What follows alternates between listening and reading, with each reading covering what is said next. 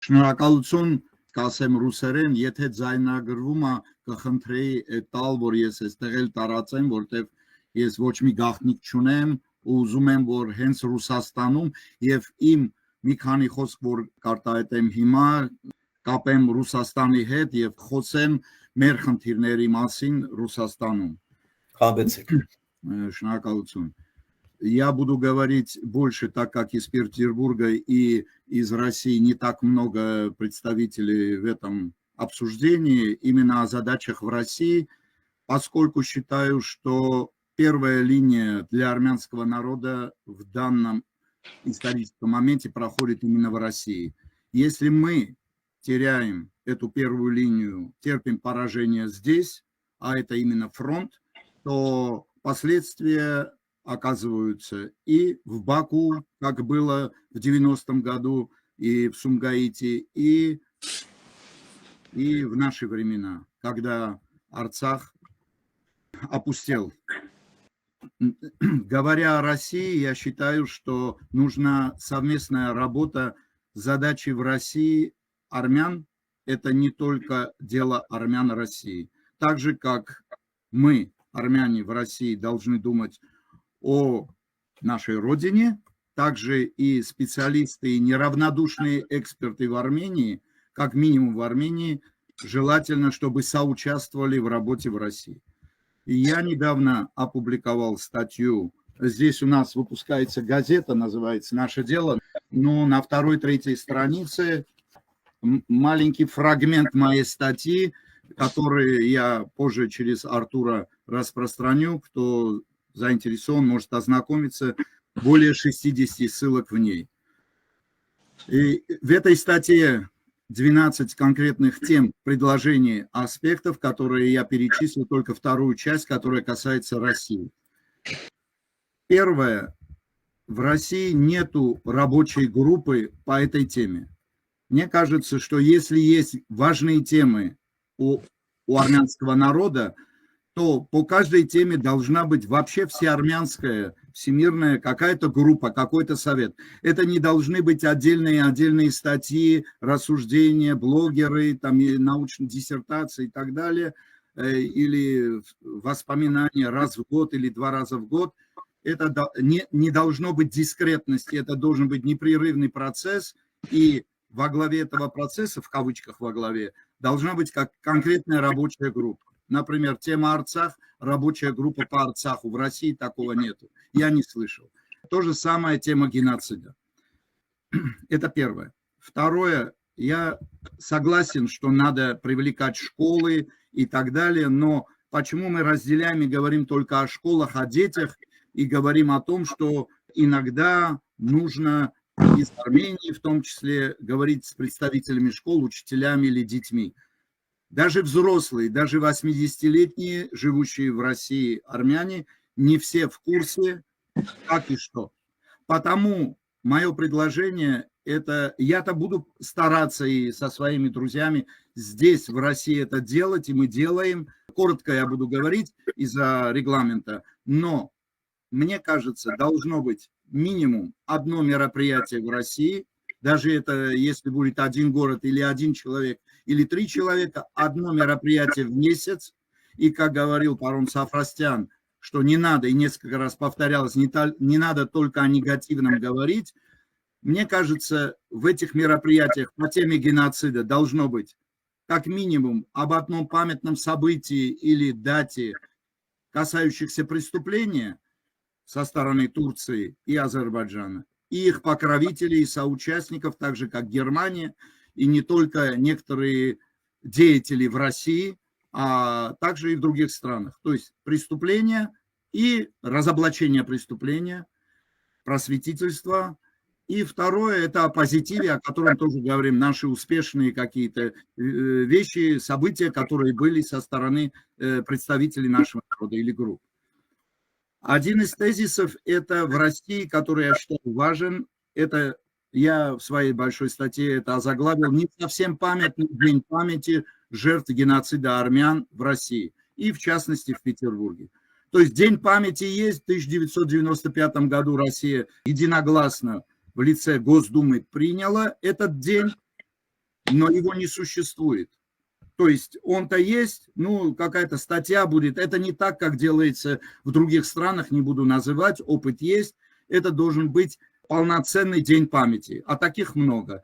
11 лет назад мы здесь, и в статье я об этом написал со ссылкой на видео, на документы и так далее, мы предложили в городе Петербург установить памятный день этого города. Была комиссия, которая единогласно, здесь называется не парламент, а законодательное собрание города Петербурга. На всякий случай здесь живет 5,5 миллионов человек в Петербурге. Значит, и законодательное собрание в лице своей комиссии по законодательству, председатель Милонов, который сейчас депутат Госдумы, единогласно это приняло. Я был на том обсуждении, есть запись, но потом с помощью турок и с помощью других людей, которые поддерживают турецких лоббистов, это было закрыто. 11 лет прошло, это стоило бы поднять. Недавно, 20 марта, несколько человек в Петербурге подписали обращение в Госдуму, чтобы они приняли обращение, которое делает каждый год, делала Госдума раньше. И мало кто знает, что в 2005 году, когда не было Шавкет Меримович Асад с круглой даты, Госдума приняла небольшое обращение по поводу геноцида армян в Турции. Но мы обратились, я считаю, что 110-летие апогея геноцида надо отмечать до конца года, помнить. Так что то, что не принято или не сделано, нужно продолжить делать, даже если это будет сделано 30 декабря или 31 декабря этого года. Мы направили нескольким депутатам, это должна быть работа, в которой должны быть, по желанию, вовлечены из Армении тоже, возвращаясь к мероприятию, которое я сказал, что желательно, чтобы программа мероприятий была и не только со школами, желательно, чтобы из Армении хотя бы один эксперт участвовал в таких мероприятиях. Как минимум, если можно. На самом деле здесь мероприятия какие-то проводим, но это так. Это эпизодический характер носит. Пока нет рабочей группы, пока нет программы, все это будет эпизоды и дискрет. Следующий пункт, который я хотел бы назвать, еще 3 пункта коротко пройдусь, это новый период в теме геноцида армян в Турции относительно России. В России, мало кто знает в Армении, что в России прошло 20 судов. Суд – это не одно заседание, несколько заседаний судов, и уже 4-5 лет, как в России признан геноцид советского народа со стороны германского нацизма. Продолжается. В Петербурге это было 2-3 года назад. Продолжается этот процесс. В Российской Федерации принят день 19 апреля как День памяти жертв геноцида советского народа со стороны германского нацизма. Тот человек, который, наш знакомый, который должен был сегодня, может еще подключиться, выступать, это Владимир Владимирович Василик, доктор наук и член Синоидальной комиссии Русской Православной Церкви. Он 24 апреля очередную статью напечатал на крупном сайте, могу поделиться.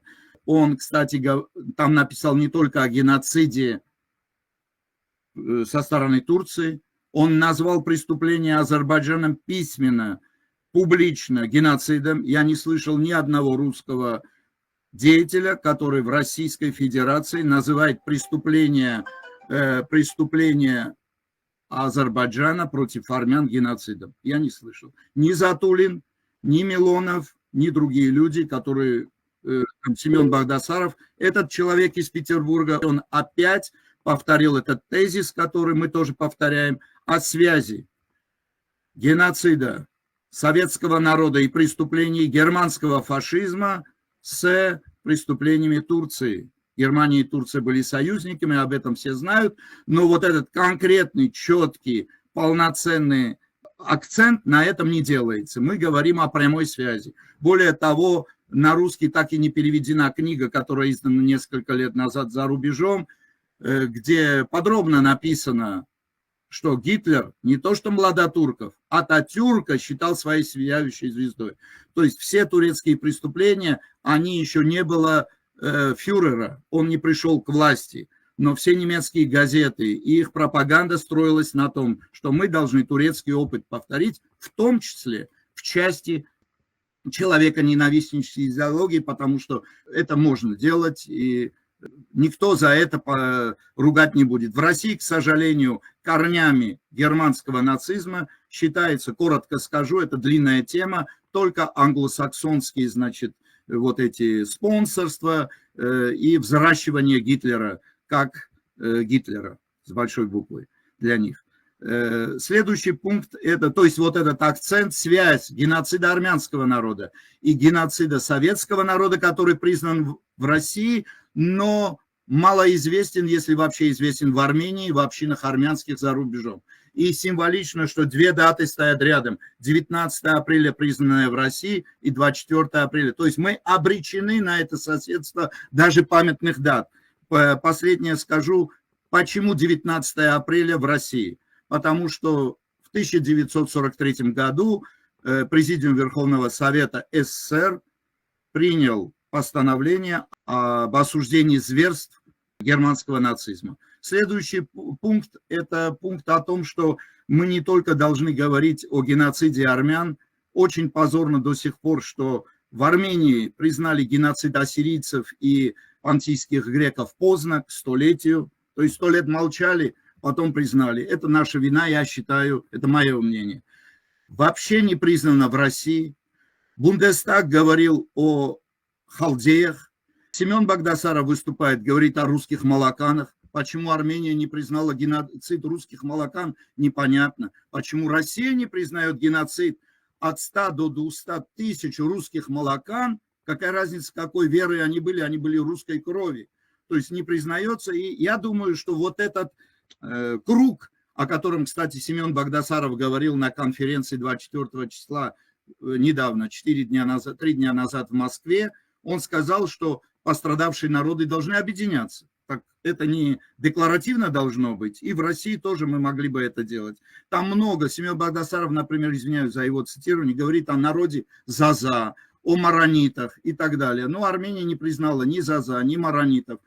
Там было еще другие народы. Мы говорим только о геноциде армян, что неправильно. То, что сегодня с первого сообщения, доклада было озвучено, что мы имеем миссию, мы должны быть лидером в мире. Так лидерство начинается с того, чтобы признать тех, которых убивали вместе с нами рядом. Кстати говоря, езидов тоже. Так что в связи с этим 9 декабря, который каждый год уже признан с 2015 года днем памяти ООН, Международным днем памяти всех, жертв всех геноцидов, имея в виду, что власти Армении с каждым годом все меньше и меньше минимизируют эффективность или продуктивность форума, который иногда проходит почти каждый год или через год в Ереване, они просто минимизируют.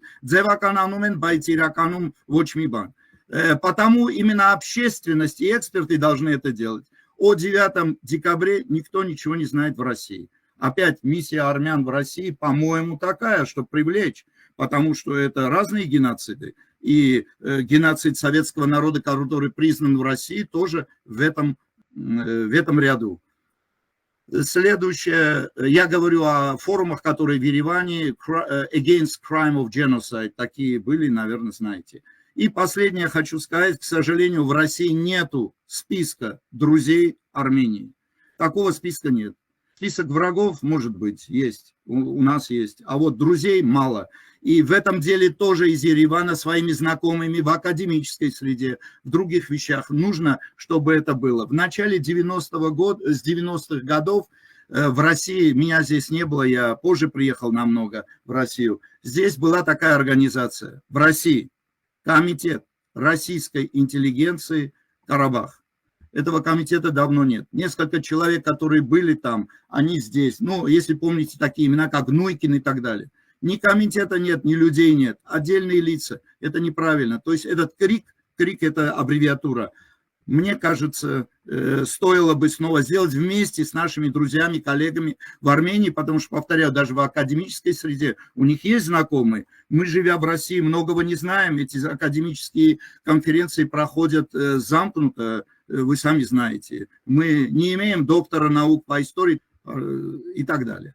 Вот такие предложения у нас есть, и я бы в рабочем порядке не успел ответить на то, что Артур прислал, спасибо Артуру, проект резолюции, вариант, но прочитали, есть предложение, спасибо Армену Маркяну, который сделал это, но мы не успели чисто физически ответить. Но спасибо за внимание, извините, если я регламент превысил. Большое спасибо. Շնորհակալություն, պարոն Բաբախանյան, ասեմ, որ ոչ միայն զազաների եւ մալականների ցեղասպանությունը չենք ճանաչել, նաեւ մենք պարտավոր ենք լինելով ցեղասպանված եւ շարունակական ցեղասպանության մեջ գտնվող ազգի պետություն ներկայացնող պետությունը պարտավոր է ճանաչել ինչու՞ չէ նաեւ Ռուանդայի, հա, 94 թվականին Ռուանդայում կատարված այս սպանդը ցեղասպանությունը իսկ այսօր խոսել այդ մասին իշխանությունների կողմից որևէ ցեղասպանության ճանաչման ինչ որ արձանագրման մասին կարծում եմ այս պահին գոնե երևակայությունը պետք է շատ վառ երևակայություն ունենանք որպեսզի հայկական իշխանությունների կողմից ակնկալենք նման բան բայց դա չի նշանակում որ մենք չպետք է արծարծենք անդրադառնանք եւ բարձրաձայնենք ես մեր կոնֆերանսի գիտաժողովի սկզբում ասացի որ մեր ռեզոլյուցիան բանաձևը կձևավորվի վերջում արդյունքների մեր բոլոր ելույթների առաջարկների հիման վրա, այսինքն մենք ունենք բանաձևի մի նախնական տարբերակ, որը պիտի լրամշակենք մեր առաջարկներով, մեր ելույթներից բխող կետերով եւ նոր ներկայացնենք տպագիր որպես այս գիտաժողովի արդյունք։ Շնորհակալություն ձեզ